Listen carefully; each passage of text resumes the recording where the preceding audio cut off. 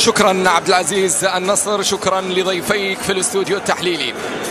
أيها الأحبة مشاهدينا الكرام متابعينا في كل مكان عبر بي إن سبورت، طابت أوقاتكم بكل خير وأهلا وسهلا ومرحبا بكم معنا هنا من استاد أحمد بن علي من الملعب المونديالي، أولى مباريات الدور ربع النهائي من بطولة كأس الأمم الآسيوية في نسختها 18 هنا في قطر. ضربة البداية هنا ما بين المنتخب الأردني منتخب النشامة في مواجهة مفاجأة هذه البطولة العربية المنتخب الأردني. كرة فيها محاولة أولى لكنها تمر وتعدي إلى خارج الملعب بدون مقدمات، على طول هجمة وكل تأكيد عن أولى أهدافها هنا من خلال هذا الدور. يطرق يتوغل الناعمات قوية لكنها إلى خارج الملعب. تهديد أول في توقيت مبكر جدا الأردن جدا للمنتخب الأردني. متابعينا في كل مكان كرة تلعب عرضية، حاول كرة عرضية لكن أيضا التغطية موجودة في اللقطة الماضية بشكل ممتاز إلى خارج الملعب، إلى خارج الملعب يلا داخل منطقة الجزاء. خطيرة هذه المحاولة لكنها تحولت إلى خارج الملعب. ضربة مرمى عند يزيد أبو ليلى حارس مرمى نادي الجبلين على مستوى التصنيف الدولي 106 عالميا. تدخل تغطية ممتازة إلى خارج الملعب، انطلاقة لمصلحة منتخب طاجكستان لكنها بعد ذلك تحولت إلى خارج الملعب إلى تماس رمية جانبية ممتازة للنشامة عرضية ولكن الآن في ارتداد عن طريق الجهة اليسرى لكنها الله جميلة من نور الروابدة في اللقطة الماضية.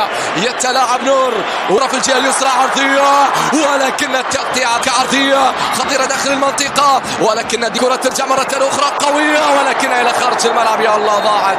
طاجكستان تهدد، طاجكستان في كرة كانت في منتهى القوة تصل باتجاه يزيد أبو ليلى. يزيد أمام في هذه اللحظات في الدقيقة 20 عرضية أكبر في اللقطة الماضية جميلة رائعة إلى منطقة الجزاء. الناعمات عرضية في منتهى الخطورة، ضاعت.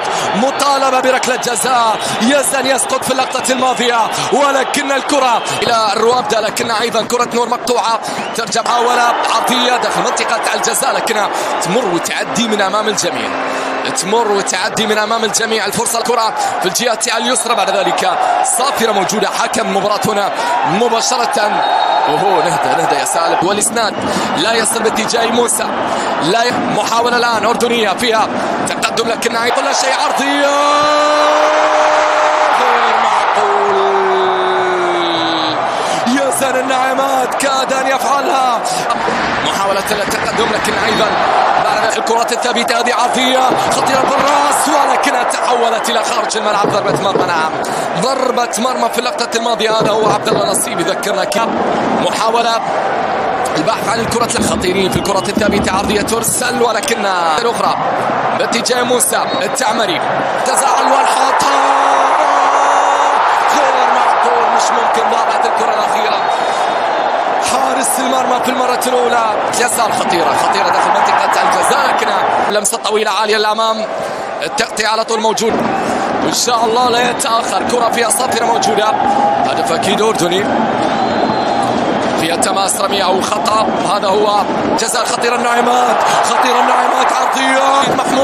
محمود يلعبها عرضية ولك واصلة باتجاه الناعمات خلف المدافعين لكنها تلعب موسى داخل المنطقة ما زالت لكن بعد ذلك حكم المباراة يقول لا شيء في اللقطة الماضية. مطالبة كانت بركلة من جانب راس المنتخب الأردني. كرة ملعوبة عرضية في نص الملعب، كرة في انطلاقة لكن بعد ذلك بالنسبة لي شيغير كرة في وسط الملعب الأخيرة قبل الصافرة عرضية غير معقول. النتيجة بعد أن كان متأخرا ومحمود عرضية داخل المنطقة لكن غير معقول داخل المنطقة. هنا المتابعة العرب تسديدة قوية مرت بسلام. ناعمات جميلة خطيرة. حارس المرمى والمدافع في الجهة اليسرى المحاولة لكنها التغطية من بارشامبي. خطيرة هذه المحاولة تسديدة ولكنها بعيدة جدا تحولت إلى خارج الملعب. ضربة مرمى. الكرة ملعوبة طويلة عالية للأمام.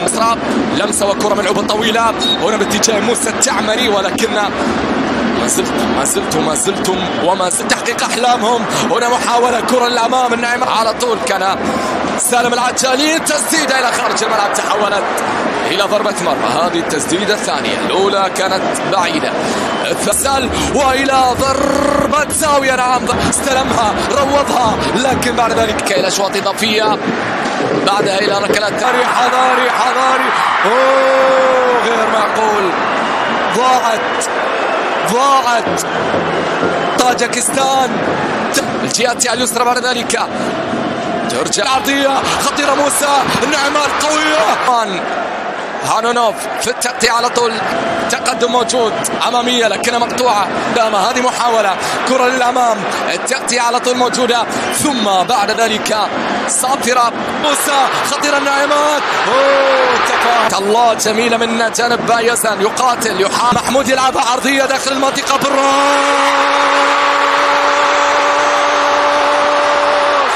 فعلوها النشامة 1-0 للمنتخب الأردني. النشامة يفتحون أبواب القارة ويقتربون من أيضا التغطية موجودة إلى خارج الملعب. الدفاع برافو، وحوش في اللقطة الماضية، الجهات اليسرى الآن عرضية داخل منطقة الجزاء، ملعب لمسة في أقصى جهة اليمين، بعد تاجيكي وهاجم الأردني يجد المساحة. الله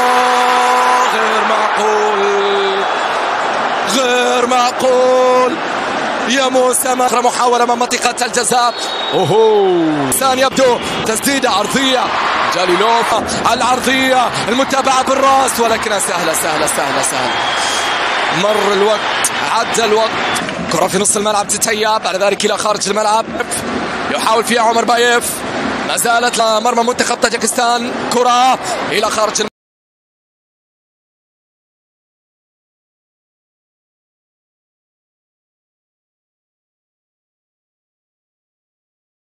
فيه الوحدة جديدة.